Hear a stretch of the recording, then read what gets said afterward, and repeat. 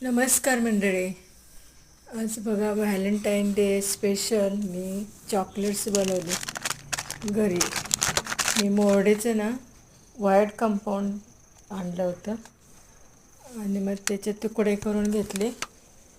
बारीक जसे पाहिजे तसे आपण तुकडे करायचे आणि त्याला गरम करून घ्यायचं.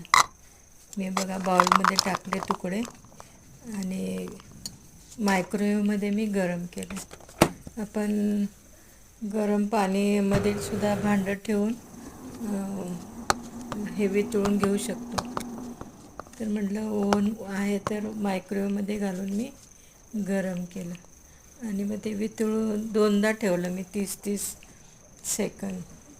आणखी मग वितळल्यानंतर मी ते चॉकलेट मोल्डमध्ये ते मिश्रण घालून मी चॉकलेट बनवले आणि फ्रीजमध्ये मी अर्धा तास ठेवले. मोल्ड खाली ठेवायचं, वरती नाही ठेवायचं.